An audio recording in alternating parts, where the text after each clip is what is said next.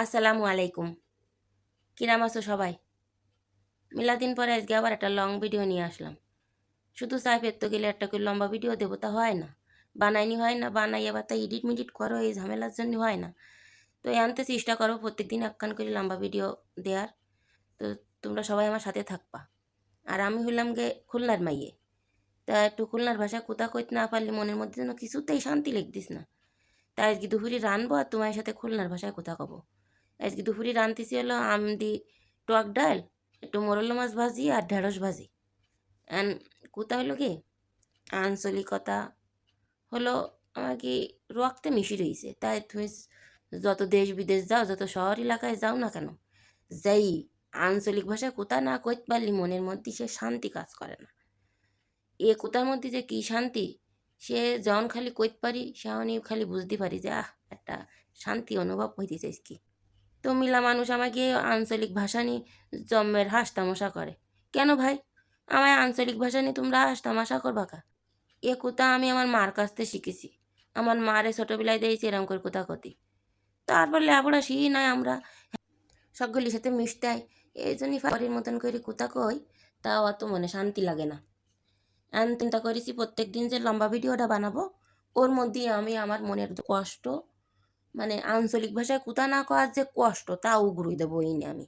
তাই চিন্তা করেছি আমার এই অঞ্চলের ভাষা তোমার কাছে কিরাম দিছে তোমরা বলে আমার একটু কবা। তোমাদের কাছে যদি ভালো লাগে তাহলে আমি পরের সব ভিডিওতে আমার আঞ্চলিক ভাষায় কোথা কবানে, আর না হলে আর কব না।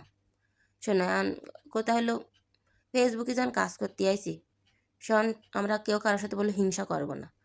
কারোর অঞ্চলের কথাবার্তা নিয়ে চাইলচরণ নিয়ে এসব আমরা হাস তামাশা করবো না।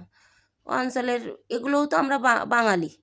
আমরা বাঙালি না, নাকি আমরা দক্ষিণে বিদায় এবারে আমায় পিছে পুষাই এমনি সুন্দরবন দে ওই বাড়িতে ইন্ডিয়া পাঠাই দেবা, তা করলে হবে না।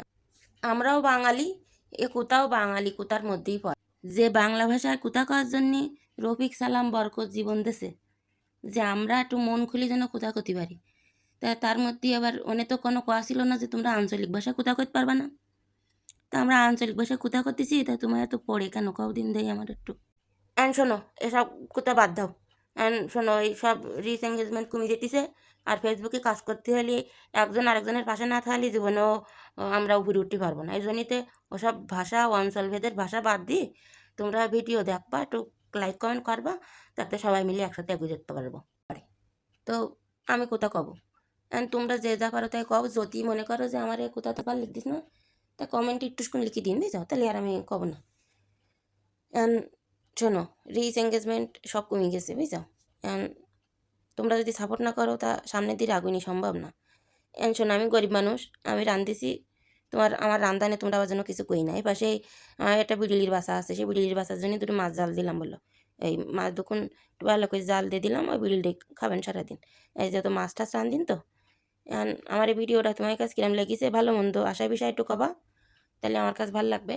আর যদি খারাপ লাগে তাও কই না, আমি আর এরম ভাষায় কোথা কই তোমার সামনে ভিডিও দেবো না বুঝছো। তা সবাই ভালো থাও, সুস্থ থাও।